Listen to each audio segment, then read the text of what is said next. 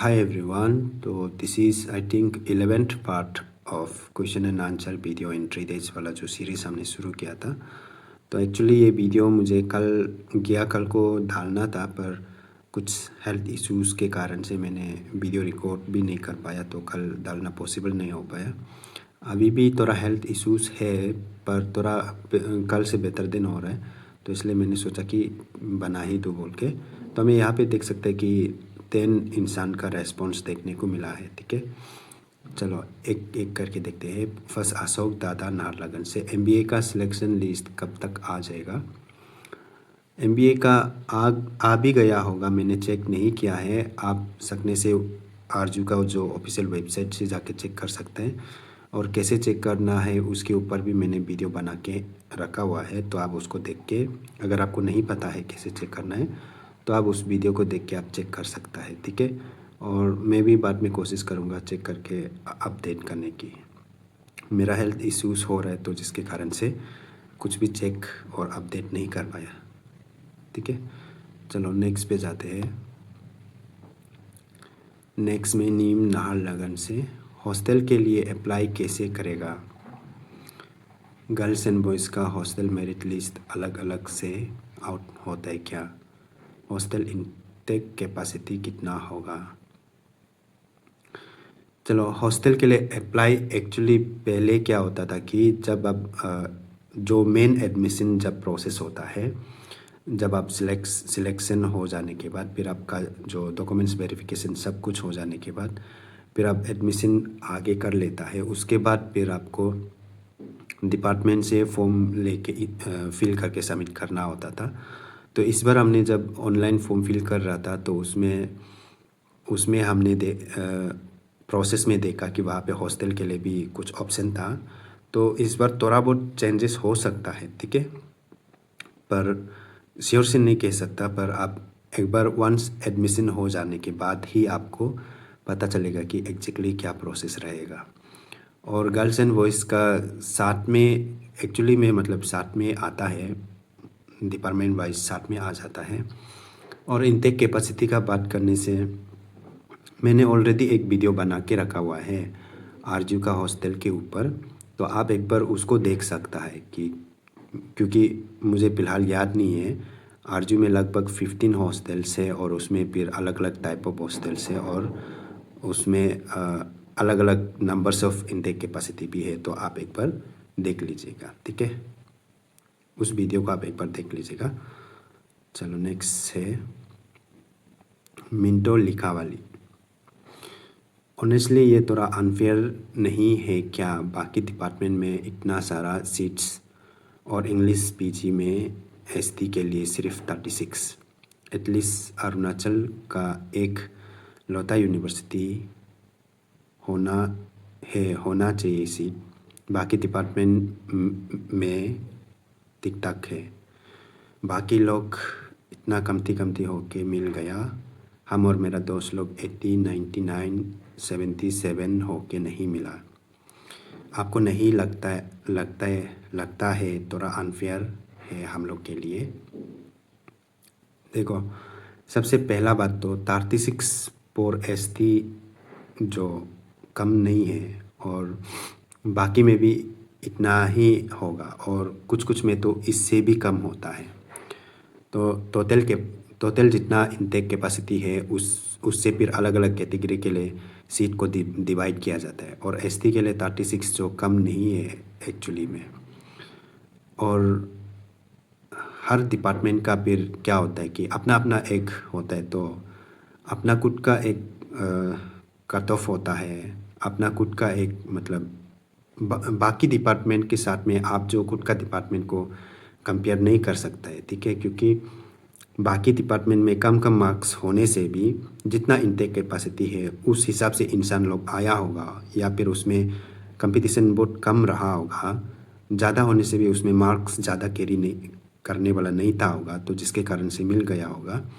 और आपका डिपार्टमेंट में आपने 80, 90, 100 कुछ मिलने से भी उसमें ऐसा हो सकता है कि आपका कंपटीशन ज़्यादा था होगा, और मैक्सिमम लोग बहुत अच्छा अच्छा मार्क्स कैरी किया था होगा। तो उस हिसाब से फिर से आपका जितना इनटेक कैपेसिटी है उस हिसाब से ही तो आपको फिर उसमें सीट एलोकेट किया जाएगा। और जितना इनटेक कैपेसिटी है उससे एक्स्ट्रा से फिर से आप लोगों को नहीं ले सकते हैं ना, क्योंकि ऐसा लेगा तो फिर से क्लासेस कैसा होगा। मान लो कि ऐसा ले भी लिया तो क्लासेस कैसा करेगा, सीट बैठने के लिए फिर से इशूज़ होगा, सीट ही नहीं होगा तो फिर से प्रॉब्लमेटिक है। तो इसलिए हम लोग बाकी डिपार्टमेंट के साथ में अपना डिपार्टमेंट को कंपेयर नहीं कर सकता है। सबसे फर्स्ट तो आपको अपना डिपार्टमेंट का इंटेक कैपेसिटी को देखना चाहिए और बाकी जो डिपार्टमेंट है उसका इंटेक कैपेसिटी देखना चाहिए। दूसरा बात, उसमें बाकी डिपार्टमेंट में कंपटीशन कैसा है और आपका डिपार्टमेंट में कैसा है उसको देखना चाहिए। आपका डिपार्टमेंट में ज़्यादा मैक्सिमम लोग ज़्यादा मार्क्स कैरी किया होगा और बाकी में मैक्सिमम लोग कम ही मार्क्स कैरी किया होगा, ऐसा हो सकता है। तो उसमें कुछ नहीं कहा जा सकता है, ठीक है। चलो, तो नेक्स्ट में है कैरोल टाइपोडिया पासीघाट से है। समझ में नहीं आ रहा है एमए का बाकी डिपार्टमेंट का लोग इतना थोड़ा मार्क्स होके, फॉर एग्जांपल 39, 50, 46 ऐसे होके मिल गया जस्ट बिकॉज सीट है, बट हम लोग इंग्लिश का मिला नहीं, जबकि मेरा मार्क्स इतना थोड़ा भी नहीं था। चलो, ये अभी का जो सवाल था उससे ही थोड़ा रिलेटेड है। पहली बात तो आपको ये जानना चाहिए कि हर डिपार्टमेंट में अलग अलग ये है इंटेक कैपेसिटी नंबर्स है। तो आप बाकी का साथ में आप जो अपना डिपार्टमेंट का कंपेयर नहीं कर सकते। दूसरा बात तो बाकी डिपार्टमेंट में मार्क्स ज़्यादा कैरी करने वाला नहीं था होगा।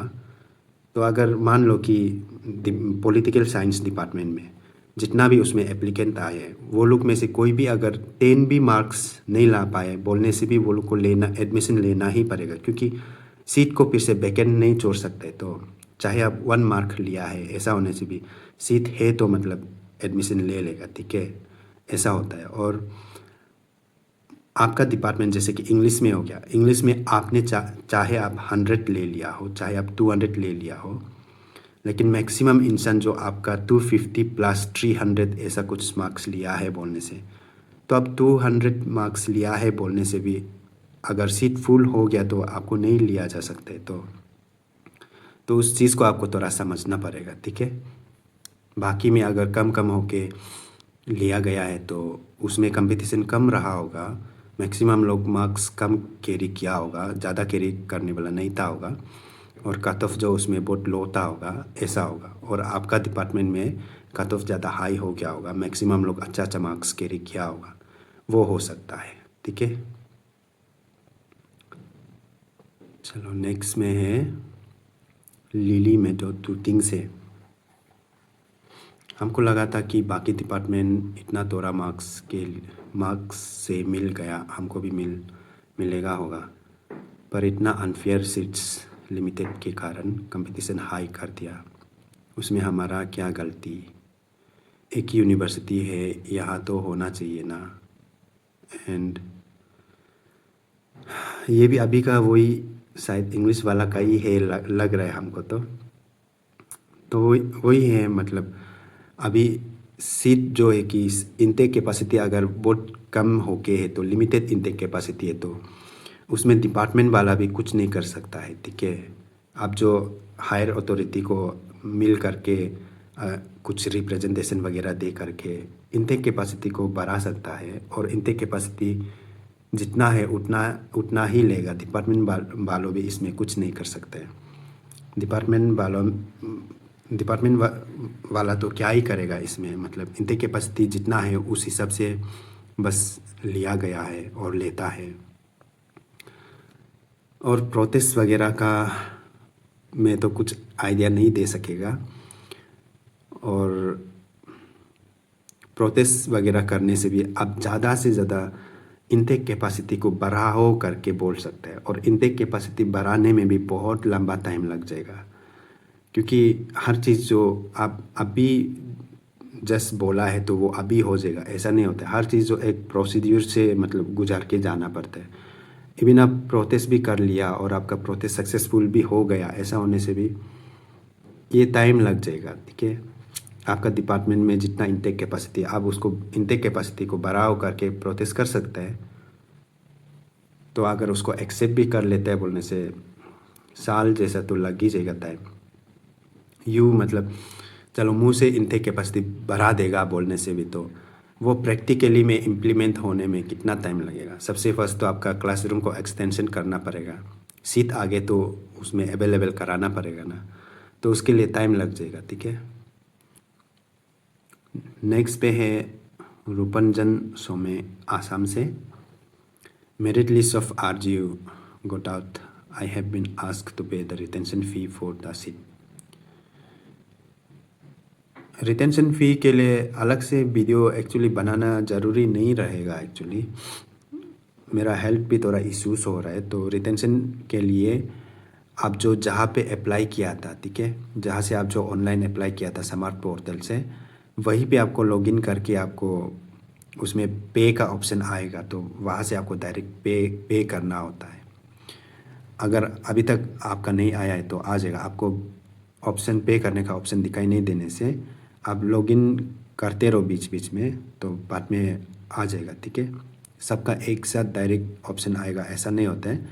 कभी कभी टेक्निकल इश्यूज़ के कारण से किसी का आगे किसी का पीछे ऐसा होके ऑप्शन जो आएगा, तो आप लॉगिन करते रहो। जब आपका ऑप्शन आएगा पे का ऑप्शन, वहाँ पे आपको देखने मिलेगा, तो आप पे कर सकता है। ठीक है,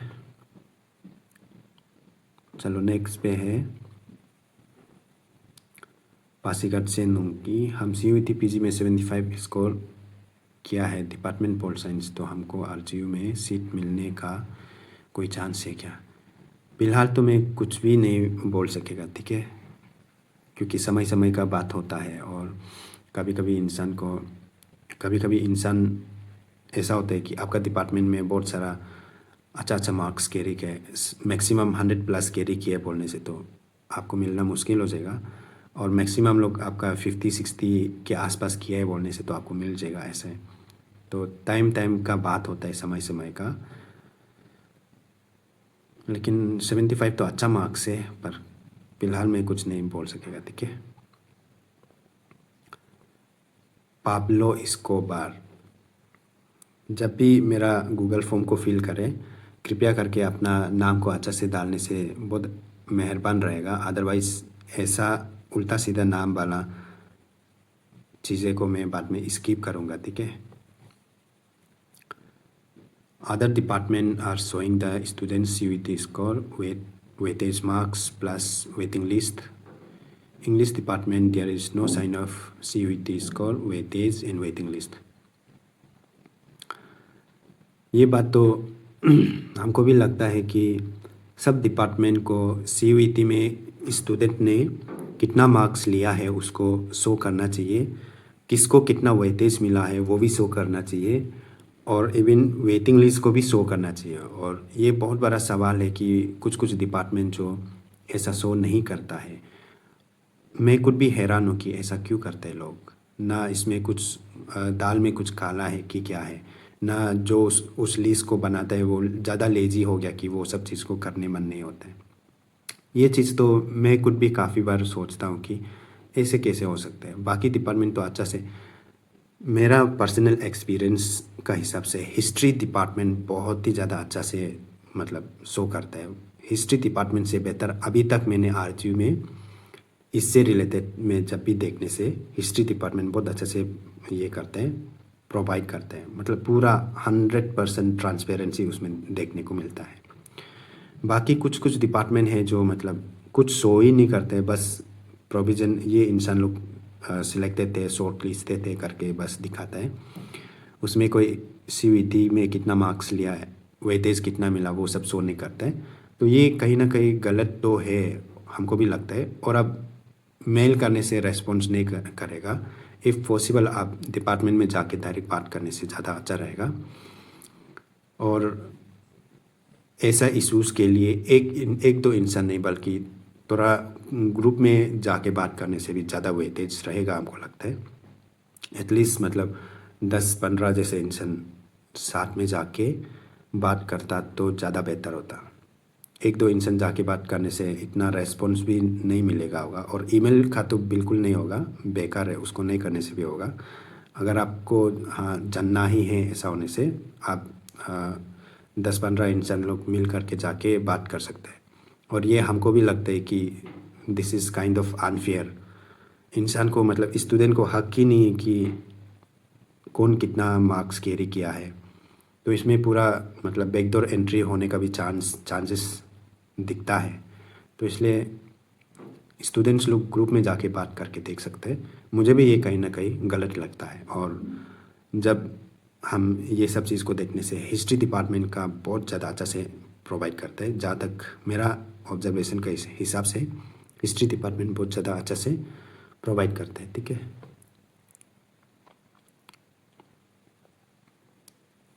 चलो नेक्स्ट तमी नाहरलगन। जेएनसी में लिमिटेड सीट है 30 फीजी के लिए, और ऐसे है कि 26 सीट को वो लोग अपना स्टूडेंट्स के लिए ही है, मतलब लोकल के लिए, एंड अदर 6 जो जनरल एंड अदर डिस्ट्रिक्ट से है। देखो ऐसा तो नहीं होगा कि आउट ऑफ 30 से 26 को बस अपना स्टूडेंट को। इसमें आप ऐसे मान के चल सकते हैं कि आउट ऑफ 30 से 26 इज फॉर APST कैंडिडेट, ऐसा आप मान के चल सकते हैं। और रेस्ट जो है वो डायरेक्ट ओपन कैटेगरी के लिए, उसमें कोई भी पार्टिसिपेट कर सकते हैं, ऐसा होगा। 26 जो APST के लिए होगा, ठीक है, आउट ऑफ 30 से 26 जो APST के लिए होगा, और जो रिमेनिंग है वो जनरल, उसमें कोई भी बाहर स्टेट का भी पार्टिसिपेट कर सकते हैं, ऐसा होगा। ठीक है, चलो लास्ट से पूर्णिमा असम से। आरजू का कुछ कुछ कोर्सेज का सिलेक्शन लिस्ट में मार्क्स दिखाया ही नहीं, ऐसे होने से कट ऑफ कैसे पता चलेगा? ट्रांसपेरेंसी ही नहीं है। BEd, MA इंग्लिश एक्सेट्रा जैसे कोर्सेज में मार्क्स नहीं दिखाया। आपका क्या कहना इसका ऊपर? मेरा तो यही कहना रहेगा कि this is kind of unfair, और इसमें ज़ीरो ट्रांसपेरेंसी है। और इसमें हम सबसे बेस्ट एग्जांपल हम लोग हिस्ट्री डिपार्टमेंट का देख सकते हैं। हिस्ट्री डिपार्टमेंट का इतना अच्छा से प्रोवाइड करते हैं। इवन उसमें ये भी शो किया जाता है कि एसटी के लिए कितना सीट रिजर्व है, OBC के लिए कितना है, ओपन कैटेगरी में कितना है, EWS के लिए कितना है, वो सब भी शो किया जाता है। उसके बाद फिर नीचे में स्टूडेंट का नाम के साथ में उसमें किसको कितना CUET में मार्क्स मिला है, किसको कितना वेटेज मिला जा रहा है, और वेटेज भी किस बेसिस पे मिल रहा है, वो सारा चीज़ पूरा मेंशन रहता है। उसके बाद एक टोटल नंबर निकाल के दिखाया जाता है। तो हिस्ट्री डिपार्टमेंट का जो शॉर्ट लिस्ट जो पब्लिश करता है, हमको आरजू में बेस्ट वन ऑफ द नहीं, सबसे बेस्ट जो ट्रांसपेरेंसी वे में बात करने से हिस्ट्री डिपार्टमेंट प्रोवाइड करता है। और बाकी लोगों का जो ऐसा प्रोवाइड नहीं करता है, उसको मुझे लगता है कि अनफेयर है कहीं ना कहीं। एटलीस्ट स्टूडेंट को ये तो हक देना चाहिए कि कौन कितना पानी में है, वो तो देखने मिलना चाहिए ना। और देखने ही नहीं मिल रहे तो उसमें क्या पता 0 मार्क्स कैरी करने वाला भी घुस भी रहा होगा। तो कहीं ना कहीं ये डिपार्टमेंट वालों का गलती है, और this is kind of zero transparency मेरा लिए। तो बाकी के लिए पता नहीं मेरा लिए, लेकिन ये ज़ीरो ट्रांसपेरेंसी है, और ये काइंड ऑफ अनफेयर है, ऐसा नहीं होना चाहिए। बाकी डिपार्टमेंट की तरह अच्छा से वो सबको शो करना चाहिए। हमने फॉर्म फिल किया, फॉर्म फ्री में फिल नहीं किया, पेमेंट करके फॉर्म फिल किया। और फॉर्म फिल करने के लिए भी पूरा इंट्रेंस एग्ज़ाम दे के फिर फॉर्म करना पड़ता है। और इंट्रेंस में भी CUET में भी कितना चार्जेस लेते हैं, और यहाँ पे भी फॉर्म भरने के लिए फ्री में तो नहीं भरा है। तो एटलीस्ट स्टूडेंट को उतना हक तो देना चाहिए कि कौन कितना मार्क्स कैरी किया है। किसी को वेटेज दे रहे तो वो किस बेसिस पे दे रहा है, वो तो जानने का हक तो देना चाहिए। और ये लोग प्रोवाइड नहीं कर रहे, तो this is zero transparency and unfair है। और इसको हमको लगता है कि स्टूडेंट को मिल करके जाके बात करना चाहिए, एक दो नहीं, एटलीस्ट 10, 15, 20 इंसान लोग जाके बात करने से ज़्यादा वेटेज रहेगा। ये डिपार्टमेंट वालों का ये है, कमज़ोर है, हमको लग रहा है, हमको लगता है। ठीक है, चलो इतना ही था। 10 रेस्पॉन्स था तो। और इसके बारे में मैं बता देता हूँ। मैसेजेस वगैरह हर किसी का रेस्पॉन्स नहीं कर पाता है, जिसके कारण से मैंने ये सीरीज़ को शुरू किया है, question and answer in 3 days वाला। तो अगर आपके मन में कुछ क्वेरीज या सवाल जवाब या कुछ कन्फ्यूजन वगैरह होने से, आरजू से रिलेटेड नहीं होने से भी, जिस कंटेंट के ऊपर मैं वीडियो बनाता हूँ, मेरा कंटेंट जिस पर बेस्ड है उससे रिलेटेड कुछ भी आप जो डाल सकते हैं, ठीक है। तो मैंने गूगल फॉर्म बना के हैं, लिंक आपको इस वीडियो का डिस्क्रिप्शन बॉक्स पर देखने को मिल जाएगा।